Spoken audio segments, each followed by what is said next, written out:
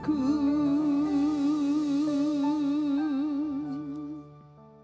Bapa, kami bersyukur, kasih-Mu mengalir bagaikan air yang tidak pernah berhenti. Kasih-Mu terus mengangkat hati kami. Kasih-Mu memampukan mengangkat hati kami untuk tetap percaya kepadamu. Dan kemampuan untuk mengasihi sesama. Bapa, Roh-Mu bekerja dengan luar biasa sore hari ini. Kami betul-betul memahami isi hati Tuhan. Ketika kami dapat menangkap dengan benar akurat beban yang Tuhan taruh dalam hidup kami ini enak, ringan, menyenangkan, dan menggairahkan. Mari Bapa perlengkapi kami dengan firman-Mu demi nama Yesus. Haleluya. Amin. Silakan duduk. Shalom. Sore hari ini saya ingin mengajak saudara untuk melihat judulnya adalah Tuhan memberi kita berhasil. Tapi sebelumnya saya ingin membangun lebih dahulu sudut cara pandang Tuhan. Sehingga hanya kekristenan di dalam kasih karunia adalah satu-satunya alat dari Tuhan. Yang membuat manusia mengalami kelegaan, kebebasan, kemerdekaan, dan kebahagiaan yang sejati. Apakah dunia tidak bisa memberikan kebahagiaan? Bisa, tapi dunia tidak bisa memberikan kepuasan. Yesus berkata, kalau engkau minum air ini engkau akan haus lagi. Itu bentuknya present, minum lagi, haus lagi, minum lagi, haus lagi. Dan sifat dunia ini justru menginginkan kita lebih sayangnya. Tidak bisa memberikan kepuasan. Tapi hari ini ketika saudara memahami pemberitaan firman, hari-hari saudara akan penuh dengan kemerdekaan. Katakan amin. Kita perlu memahami ya, waktu acara sebelum Natal saya memberikan pesan kepada anak saya, Agung.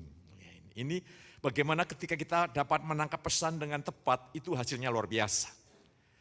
Itu ada acara Natal, ada persiapan begini, dan ada ibu-ibu yang ingin pelayanan di tamburin dan sebagainya. Saya bilang begini, karena itu masa transisi, saya ingin membimbing jemaat masuk dalam dimensi supranatural, saya bilang, Gung, kau pilih yang fresh. Maksud saya supaya orang yang ada di lingkungan mimbar ini segar rohnya, on fire. Ya, bergairah menyala-nyala supaya kekuatan kuasa Allah bisa mengalir. Lah disampaikanlah, Bapak ingin pelayanan tamburin itu yang segar-segar. Dan ya, itu yang saya agak sedih adalah, ya ini hanya ini nanti ilustrasi saja. Ibu-ibu yang sudah menyiapkan pakaian tidak jadi. Jadi bukan maksudnya segar-segar itu yang masih gadis-gadis. Tapi yang rohnya segar. Ya. Bersama dengan kami ajak mengalirkan kuasa dan kemuliaan Tuhan. Lah kalau kita tidak bisa menangkap dengan tepat dan akurat isi hati Tuhan, kekristenan menjadi beban yang sangat-sangat berat.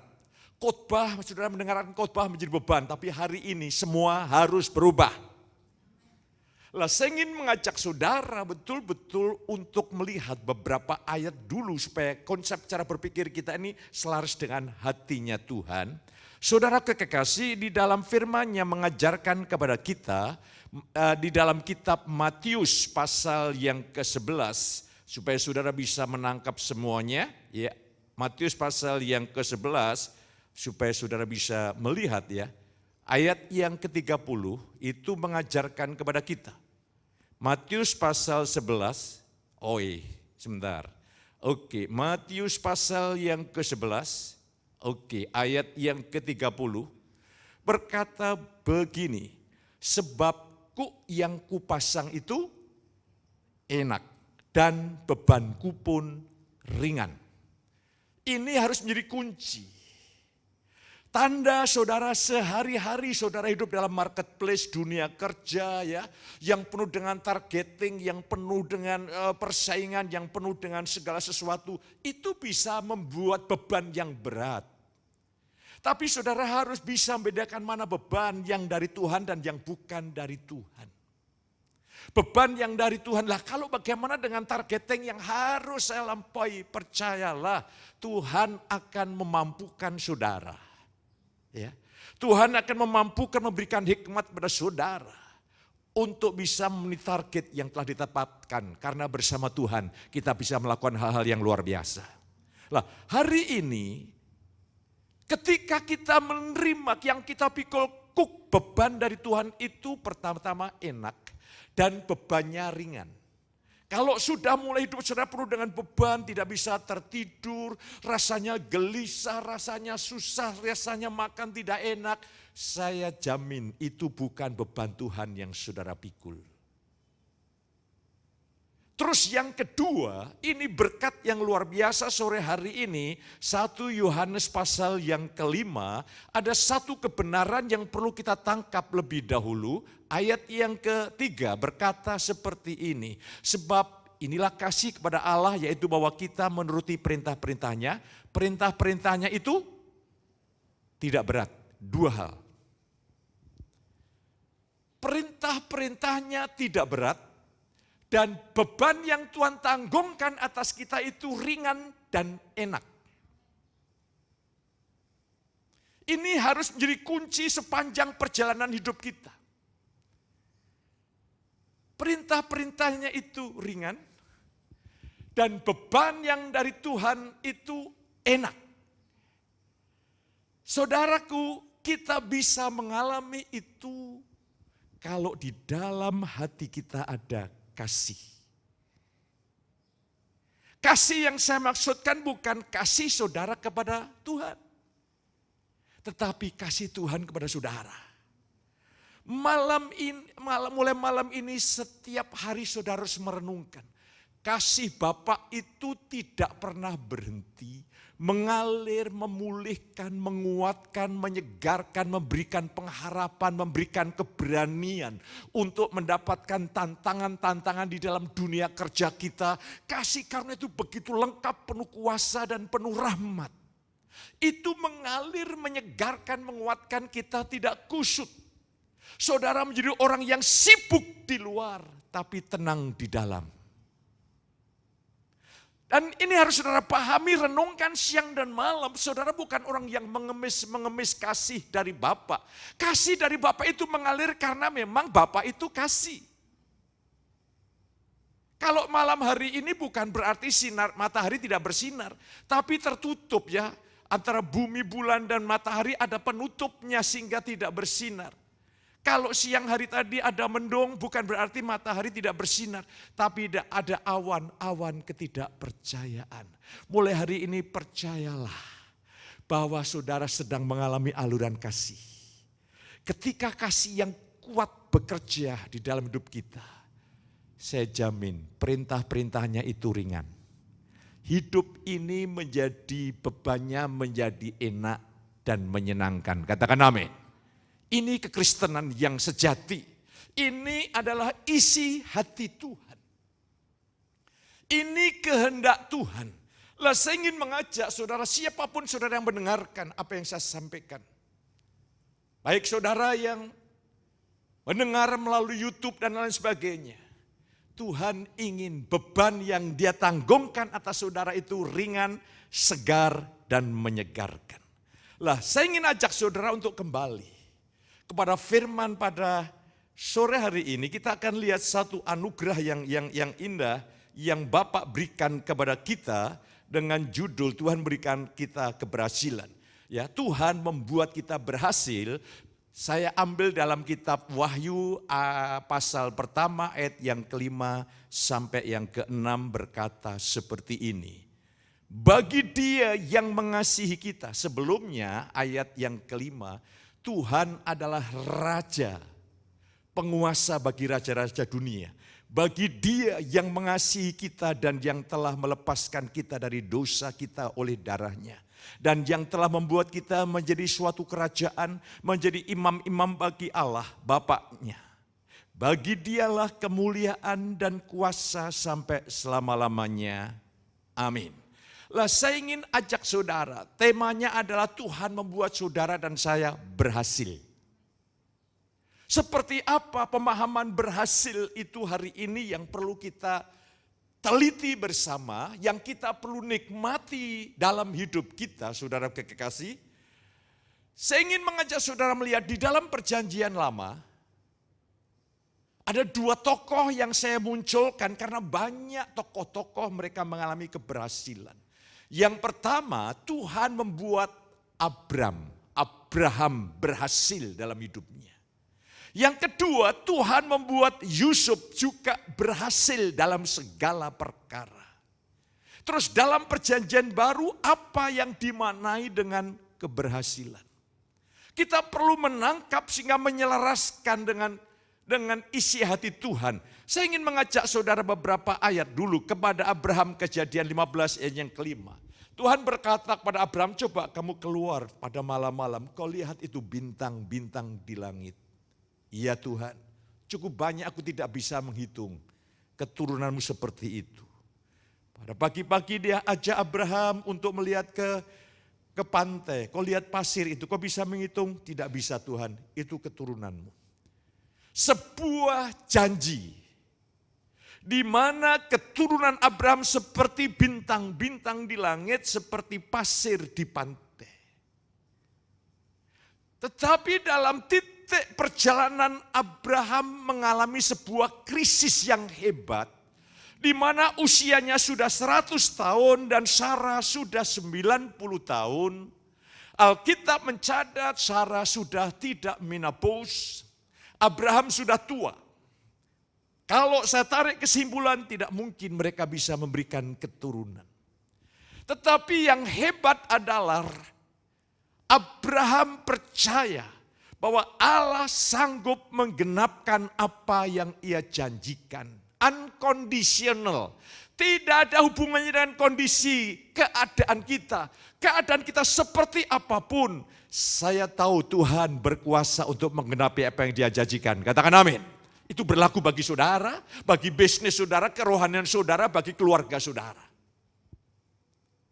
Dan rahasia keberhasilan adalah titik ketika Abraham menaruh iman. Akhirnya apa yang dia janjikan tergenapi. Maka Abraham bapak orang beriman dari bangsa-bangsa yang percaya kepada Yesus. Saya ingin mengajak lagi Yusuf, saudara kekasih. Tetapi Tuhan menyertai Yusuf sehingga ia menjadi seorang yang selalu berhasil dalam pekerjaannya. Maka tinggallah ia di rumah tuannya orang Mesir itu. Sebelumnya Tuhan kasih firman, kasih mimpi. Bahwa kelak orang tuanya, kakak, adik kakaknya, saudara-saudaranya akan menyembah dia. Dan kalau saya melihat dari sisi pengalaman hidup Yusuf, itu pengalaman yang sepertinya seolah-olah orang yang tidak punya masa depan. Terus dari masalah satu pada masalah yang lain. Dari kebencian saudara-saudaranya dijual dan dibeli oleh orang Mesir. Dan dibeli di tengah-tengah keluarga Potifar. Seolah-olah nasibnya di tangan orang. Tapi tidak. Karena Tuhan sudah berfirman kepada Yusuf. Setiap peristiwa-peristiwa itu ada dalam pengaturan Tuhan. Bahkan yang membeli budak Yusuf adalah keluarga Potifar. Untuk apa? Untuk mempersiapkan, karena Potifar ini adalah keluarga raja. Jadi untuk memperlengkapi Yusuf untuk melihat tata kelola kerajaan, kode etik kerajaan, aturan main di kerajaan, betapa detailnya Tuhan. Dan akhirnya Yusuf ketika dia menjadi raja muda di Mesir, saudara-saudaranya kagum dan hormat kepada Yusuf, digenapi. Jadi keberhasilan terjadi ketika ada orang-orang percaya yang menaruh iman.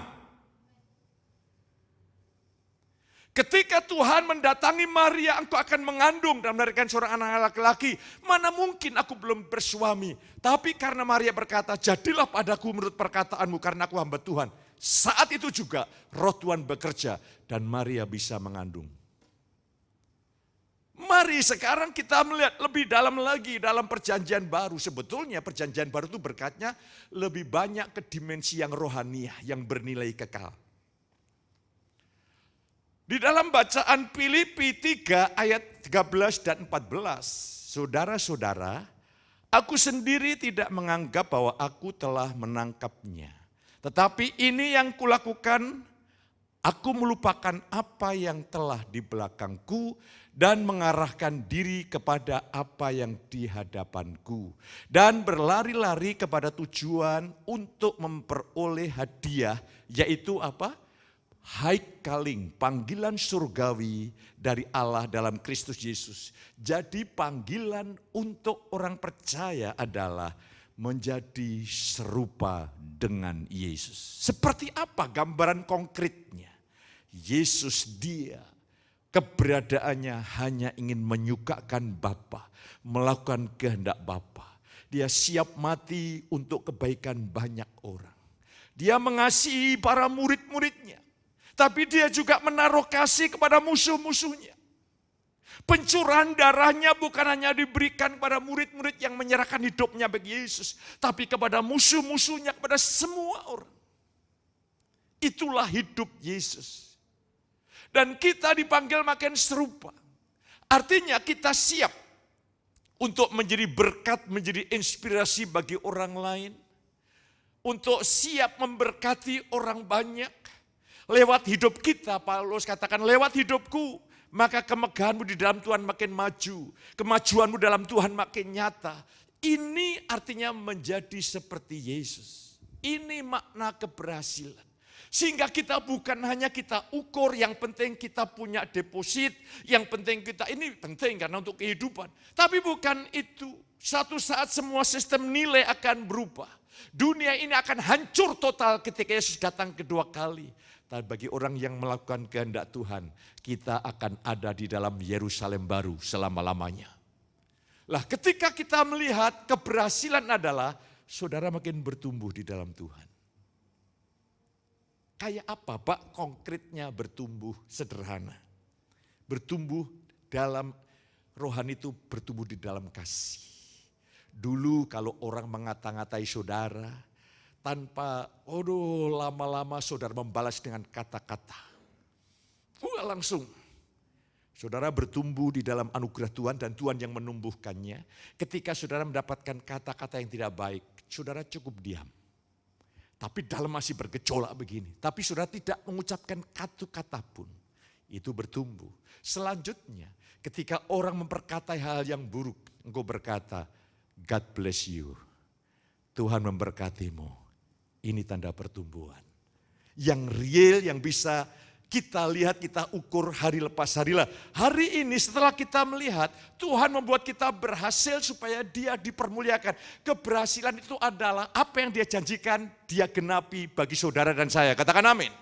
Ada satu kisah di mana bangsa Israel gagal masuk Kanaan. Padahal Tuhan berjanji bawa mereka masuk Kanaan. Mengapa mereka gagal? Karena satu saja, ketidakpercayaan.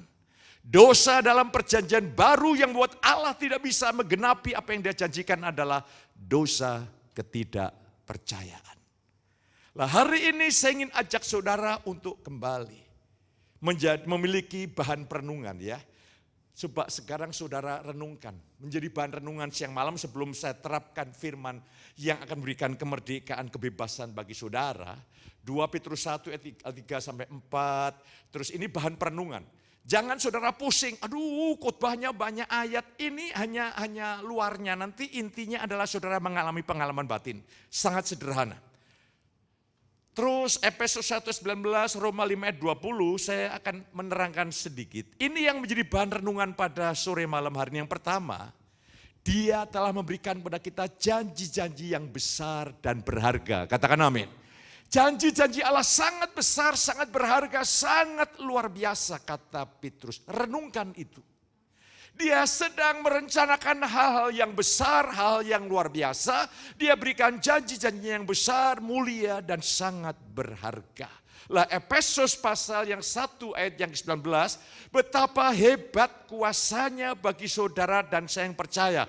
Kuasa itu didemonstrasikan dengan membangkitkan Yesus dari antara orang mati sampai duduk di sebelah kanan Allah Bapa. Kuasa yang sama itu akan membuat saudara orang biasa menjadi luar biasa. Orang yang tidak berpengaruh menjadi berpengaruh. Artinya Yesus dalam posisi yang paling rendah, dibangkat oleh kuasa itu mencapai posisi yang paling tinggi. Saya pernah melayani seseorang dari Jakarta, dia pengendali salah satu konglomerat di Indonesia yang memegang perusahaan-perusahaan Indo ini, wah itu ratusan. Dia dari Jakarta naik pesawat hanya ingin ketemu sama saya dan saya layani. Saya berdoa supaya Tuhan berkatimu. Jangan Pak Petrus, saya tidak perlu didoakan untuk berkat. Saya katakan berkat itu bukan uang, tetapi hidupmu menjadi berkat inspirasi. Oh Pak, saya siap untuk didoakan. Bayangkan. Kita seringkali tidak memahami rencana Allah yang begitu agung, rencana Allah yang begitu luar biasa. Kuasanya itu begitu hebat. Bekerja membuat hidup kita mulai berpengaruh menjadi berkat bagi orang lain. Dan tadi kita lihat Roma 5 ayat 20, tetapi hukum Taurat ditambahkan supaya pelanggaran menjadi semakin banyak dan di mana dosa bertambah banyak, di sana kasih karunia menjadi berlimpah-limpah. Artinya begini, iblis sedang memunculkan sekarang ini dosa di dalam segala aspek. Diekspos sedemikian rupa dosa. Sehingga seolah-olah kita ini gereja ini tidak kuasa untuk melawan pengaruh dosa yang begitu mengerikan. Tetapi ada janji, ingat fokus kita bukan dosa. Bahwa ketika dosa bertambah-tambah, kuasa kasih karunia di dalam hidup kita ini lebih kuat. Lebih dahsyat daripada kekuatan dosa. Katakan amin. Itu yang buat saudara bisa menolak, nanti kita lihat janjinya. Jadi hari ini fokus kita menjadi bahan renungan kita. Kuasanya hebat bekerja di dalam hidup kita, kasihnya mengalir, sukacitanya mengalir dengan luar biasa untuk sebuah tujuan maksud-maksud yang luar biasa yang Tuhan sedang sampaikan pada malam hari ini. Lah saya ingin mengajak saudara untuk melihat Tuhan adalah sumber keberhasilan kita tadi. Wahyu 1 ayat 5 dan 6, Dia yang mengasihi kita. Ini dalam terapan. Tadi pertama-tama ini saya hanya memperlengkapi konsep pikir supaya kita bisa mengerti tujuan Wahyu pasal 5 ayat 1 dan 5 sampai 6. Dia yang mengasihi kita. Jiwa saudara dan jiwa saya ini banyak resahnya. Banyak gelisahnya, susah untuk berhenti. Para ahli medis berkata sehari kita punya buah pikiran kira-kira 15.000 lebih. Jadi pikiran kita tidak ada perhentian, tidak ada fokus, tidak ada ketenangan. Begitu sulit, tetapi Tuhan berkata pikulah kuk yang kupasang. Jiwamu akan mendapat ketenangan. Ada sebuah berkat yang luar biasa hari ini. Lah, kasih Yesus ini fokus kita. Tuhan mengasihi saudara, Dia memancarkan kisahnya, Dia mengalirkan kasihnya, saudara menikmati dan ketika kasih itu menjadi utuh, saudara menjadi orang yang sabar, murah hati, baik hati, luar biasa. Dan yang hebat, kasih Tuhan yang mengalir terus menerus akan memiliki hidupmu dan akan memiliki hatimu. Katakan amin. Mari kita akan cek dulu. Apa yang kalau saudara paling cintai di dunia ini? Entah sesuatu, entah seseorang. Kuncinya, apa yang saudara cintai, itulah yang menguasai hatimu dan hatiku. Dan tanpa sadar, kita kayak didikte, diremot oleh sesuatu yang kita cintai. Kita tidak merdeka lagi. Kita tidak bebas lagi. Lah malam hari ini kasihnya dicurahkan, mengalir. Sehingga dia memiliki hatimu dan hatiku. Ada seorang hamba Tuhan yang berkata begini, dosa seluruh dunia dan neraka tidak bisa membuat saya jatuh. Kalau dosa itu tidak tumbuh di dalam hatiku. Dan kalau malam ini kita mengerti hati kita menjadi ajang perebutan. antara kasih Bapa dan dunia ini terjadi perebutan.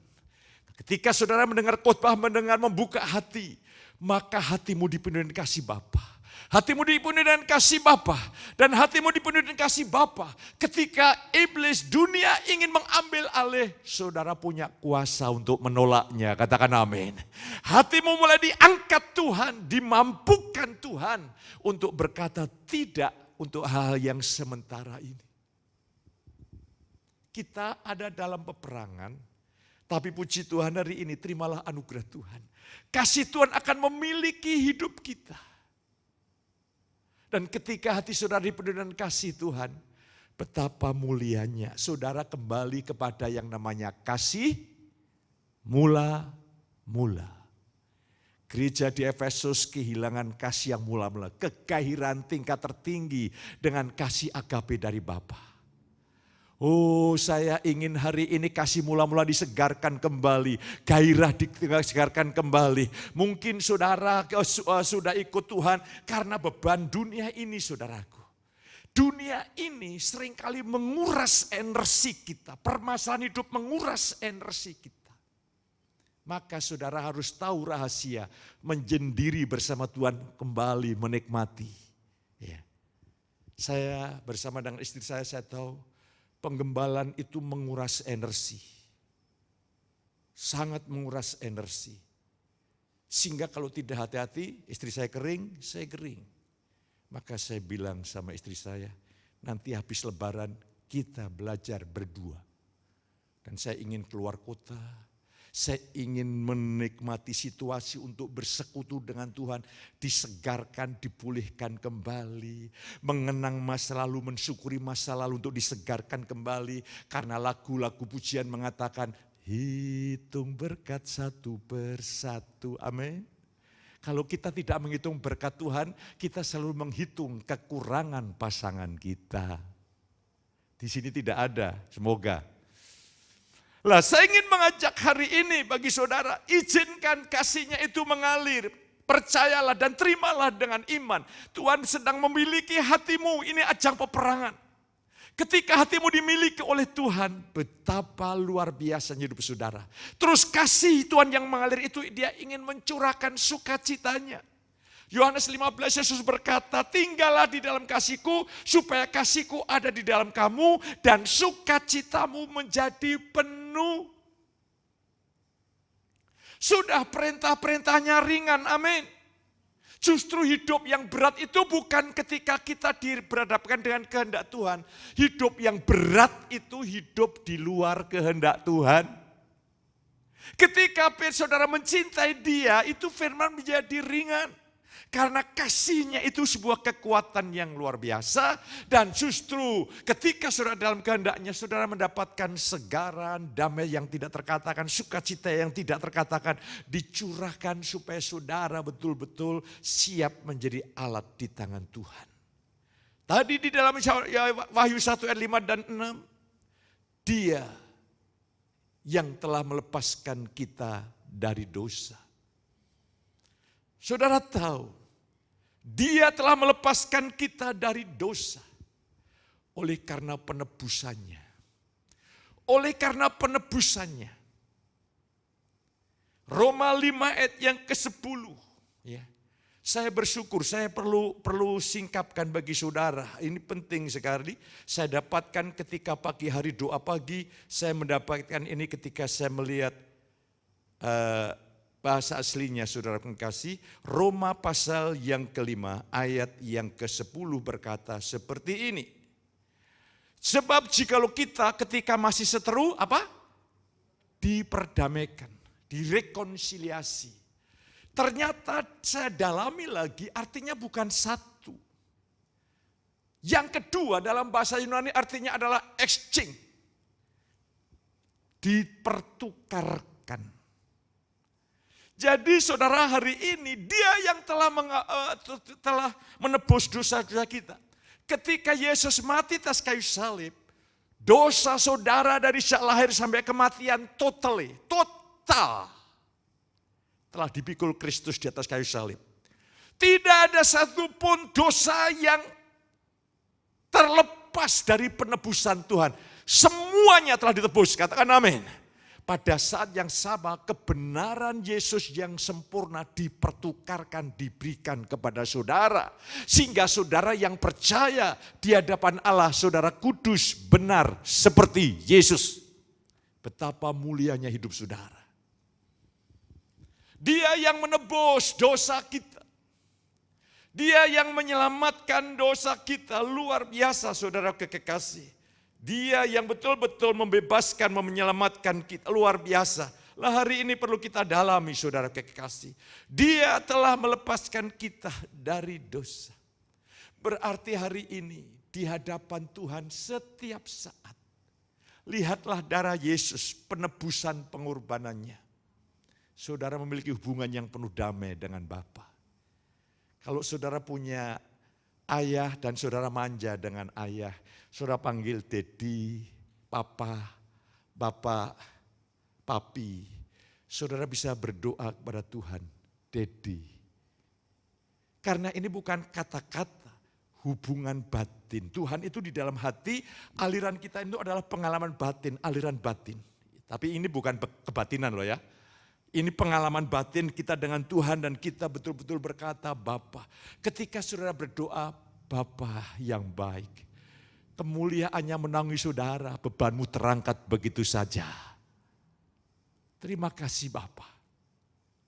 Telah mengirimkan putramu Yesus Kristus lewat darah penebusan Yesus. Saudara orang yang benar, bersih, kudus di hadapan Tuhan. Orang yang merdeka di hadapan Tuhan. Yang ketiga, ia membuat saudara dan saya menjadi raja dan imam. Ia menjadikan saudara raja dan imam. Apa maksudnya saudara kekasih? Saya ingin mengajak saudara untuk melihat di dalam kitab Wahyu bacaan kita tadi. Supaya saudara bisa menangkap kebenaran isi hati Tuhan ini. Yaitu dikatakan ayat yang ke-6. Ya, ayat 5, dan dari Yesus Kristus, Wahyu pertama ayat yang ke-5, ayat yang ke-6 berkata begini, dan yang telah membuat kita menjadi suatu kerajaan, menjadi imam-imam bagi Allah Bapa kita. Apa artinya? Tuhan menjadikan kita raja, Tuhan menjadikan imam. Kuasa Allah berkuasa melindungi saudara. Yudas 1, itu hanya satu pasal, ayat 24. Tuhan berkuasa melindungi saudara, supaya engkau tidak jatuh. Supaya saudara tidak terjatuh, tergeletak. Sandarkan kepada Tuhan yang berkuasa melindungi saudara. Dan di sini Roh Kudus akan menguatkan saudara dari dalam. Akan bekerja, yang penting saudara percaya. Ketika saudara tidak merasakan dia bekerja, dia sedang bekerja. Dan dia ingin menguatkan hati saudara, batin saudara, sehingga saudara bisa memerintah sebagai raja atas dosa dan dunia. Kata dunia ini bukan birokrasi pemerintahan. Kata dunia ini sistem. Yang dibangun oleh roh jahat, sebuah sistem yang dibangun. Untuk manusia mandiri mengandalkan diri sendiri. Sekarang ini dunia berikan sistem. Anda belajar, Anda mencapai sarjana, Anda mencapai doktor. Itu adalah sumber keuangan. Tanpa Tuhan, itu sistem. Kalau kita tidak hati-hati, pendidikan ini kita bersyukur dengan pendidikan yang tinggi. Tapi kalau kita tidak hati-hati, pendidikan ini menjauhkan kita dari Tuhan. Sistem dunia ini sistem kesehatan, kita patut bersyukur. Ya, sistem pemerintahan, sistem ekonomi, kita patut bersyukur untuk semuanya. Tapi perlu hati-hati. Kalau itu sudah menjauhkan kebergantungan kita dari Tuhan, itu menjadi berhala. Lah kita sedang menghadapi sebuah sistem yang mencoba menjauhkan kita dari Tuhan. Ya, kita bisa melayani Tuhan, kita bisa beribadah. Pertanyaannya, apakah kita dengan segenap hati mengabdikan diri kita kepada Tuhan? Kepada Tuhan, kurios, Tuhan sang penguasa. Mari hari ini kita diberi kuasa untuk memerintah bagikan raja atas dosa dan dunia. Ini semua dikerjakan atas nama anugerah, kebaikan dan rahmat Tuhan. Dan dia jadikan kita imam, artinya kita menjadi pendoa syafaat bagi kepentingan orang lain. Saya berkata-kata kepada Allah, saya berkata-kata firman-Nya kepada Allah, untuk Allah menggenapkan firman-Nya kepada orang-orang yang saya sebut dalam doa-doa syafaat. Betapa luar biasanya panggilan ini. Betapa ajaibnya panggilan ini sebagai pendoa-pendoa syafaat. Paulus selalu diisi dengan doa-doa syafaat pada jemaatnya. Ini panggilan yang paling mulia itu sebenarnya pendoa syafaat. Karena pelayanannya ada di dalam tahta Tuhan. Pelayanannya ada dalam tahta Tuhan. Tidak ada orang tidak melihat, orang banyak tidak melihat. Tapi kita ada dalam pertemuan ilahi yang luar biasa. Mari pada malam hari ini, Tuhan yang mengasihi saudara ingin memiliki hidupmu sepenuhnya. Ingin memerdekakan hidup saudara sepenuhnya. Ingin mengangkat beban, tekanan, tindisan. Dan Tuhan akan menaruh beban yang dari Tuhan itu ringan dan enak. Yang kedua, Tuhan telah menyelesaikan dosa kita. Yaitu lewat penebusannya. Tuhan telah mengangkat kita menjadi raja. Untuk berkuasa atas dosa dan dunia. Dan Tuhan mengangkat kita menjadi pendoa-pendoa syafaat. Semua pekerjaan Tuhan. Lah pekerjaan kita di mana? Kita ini bersifat daging. Saya ingin tunjukkan sedikit supaya kita lebih mudah bergantung kepada Tuhan. Saya ingin buka di dalam kitab Roma karena ini sebagai bukti otentik dari firman-Nya. Saya ingin baca Roma pasal yang ke-7 supaya saudara bisa menikmati kebenaran ini. Ya, oke.